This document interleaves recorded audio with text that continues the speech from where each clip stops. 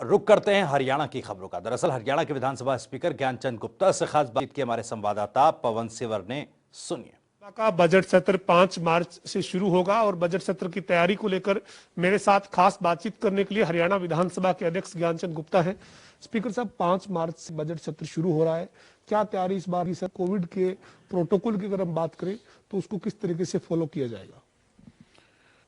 देखिए, निश्चित तौर पर जो मंत्रिमंडल का प्रस्ताव है 5 मार्च के लिए बजट सत्र के लिए, उसकी नोटिफिकेशन आदरणीय राज्यपाल महोदय के द्वारा जो ही होगी, हम पूरी तरह से बजट सत्र के लिए तैयारी है।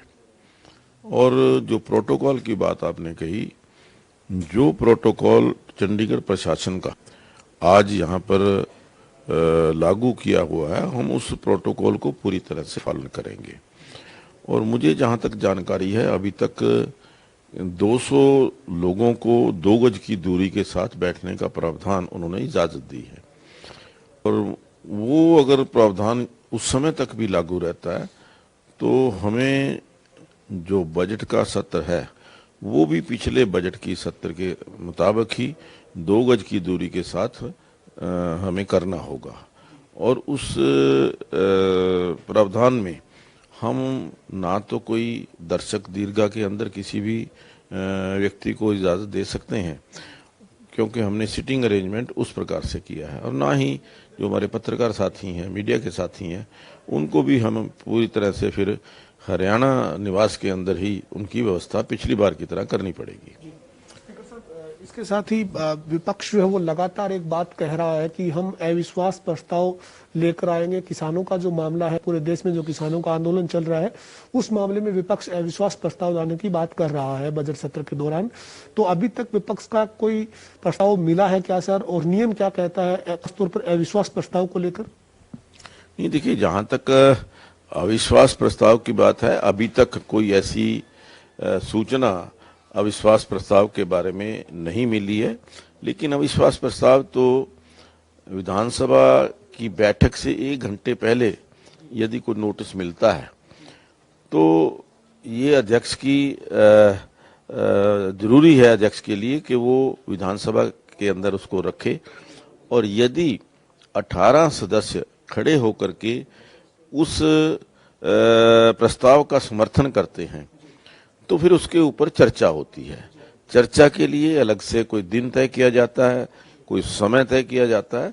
वो जब ऐसा कोई प्रस्ताव आएगा तो उसके बाद उसके ऊपर हम विचार करेंगे कि कौन से दिन उसके ऊपर चर्चा होनी है। विपक्ष तो ये कह रहा है सर कि अविश्वास प्रस्ताव जब कोई सदन में आता है तो उसके ऊपर चर्चा नहीं, पहले वोटिंग होती है और उसके बाद अविश्वास प्रस्ताव के ऊपर चर्चा की बात तो तब आती है जब उसके ऊपर वोट प्रतिशत देखा जाता है। क्या वाकई में ऐसा है? नहीं, वो मैंने जैसे पहले बताया कि 18 मेंबर जो हैं, यदि उस बिल का समर्थन करते हैं तो फिर हमें उसके ऊपर चर्चा करानी आवश्यक होती है। तो उसके ऊपर चर्चा होगी और उसके पश्चात यदि आवश्यक होगा तो उसके ऊपर वोटिंग भी हो सकती है। स्पीकर साहब, इसके अलावा विपक्ष ने अभी तक क्या क्या जो है वो बिजनेस दिया है अपनी तरफ से? विपक्ष का क्या बिजनेस मिला है आपको? कोई प्रस्ताव मिले हो और इसके साथ ही कोई कॉलिंग अटेंशन दिया गया हो, और सदस्य जो है विधानसभा के, उनकी तरफ से सवालात कितने मिले हैं अभी तक? देखिए, अभी तक जो मेरी जानकारी है, 4 कॉल अटेंशन मोशन और 2 जो है प्राइवेट मेंबर बिल, वो अभी तक विधानसभा सेक्रेटेरिएट के अंदर आए हैं। और लगभग 250 क्वेश्चन, जिसमें स्टार्ड भी हैं, अनस्टार्ड भी हैं, वो अभी तक प्राप्त हुए हैं, क्योंकि ये 15 दिन पहले तक दिए जा सकते हैं। इसमें और क्वेश्चन जो हैं वो आ सकते हैं। 20 तारीख तक जो क्वेश्चन आएंगे, हम उन सबको उस लिस्ट के अंदर शामिल करेंगे।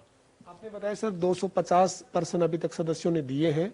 250 जो पर्सन आए हैं उनका, या इसके बाद और भी आएंगे, उनका जो चयन है वो पिछली बार की तरह जो आपने प्रक्रिया अपनाई है ड्रॉ ऑफ लॉट, उसके जरिए किया जाएगा? हाँ, नहीं, बिल्कुल, निश्चित तौर से, क्योंकि हमने ये तय किया है कि ड्रॉ ऑफ लॉट्स के माध्यम से हम प्रश्नों का चयन करेंगे। और मुझे लगता है कि जो पिछली बार जो हमने प्रक्रिया अपनाई है, उससे हर हमारा विधायक है, चाहे वो विपक्ष का है चाहे वो सत्ता पक्ष का है, वो सेटिस्फाइड है।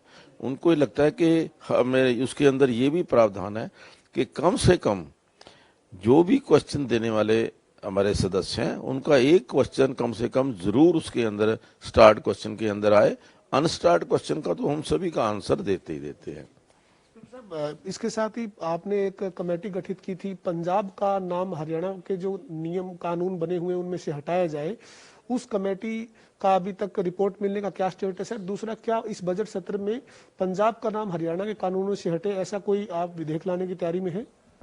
हाँ देखिए, बिल्कुल जैसा मैंने आपसे पहले भी बताया था कि इसके लिए एक कमेटी का गठन किया गया था और हमारे जो चीफ सेक्रेटरी हैं उनकी अध्यक्षता में और एलआर जो हमारे हैं उनकी अध्यक्षता में एक कमेटी का गठन किया गया था और उस कमेटी की रिपोर्ट आ चुकी है और कमेटी के अंदर जो रिकमेंडेशंस आई हैं उसकी बैठक आज उसके ऊपर की जा रही है और मुझे पूरी उम्मीद है कि आने वाले सत्र के अंदर ये जो पंजाब का नाम सारे हमारे रूल्स के अंदर, जो बिल्स के अंदर था, ये जो हमारे नियमों के अंदर था, उसको हटा करके हरियाणा का जो शब्द है वो हम उसके अंदर सभी नियमों के अंदर उसको ऐड करेंगे।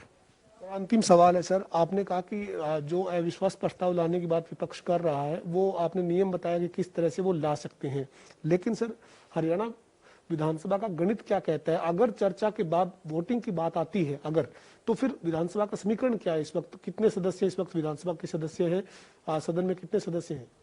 देखिए, अभी तक जो 88 सदस्य जो हैं इस समय विधानसभा के हैं और बहुमत के लिए 45 सदस्यों का समर्थन होना अति आवश्यक है, तो उसी दृष्टि से हम इसके ऊपर निर्णय लेंगे।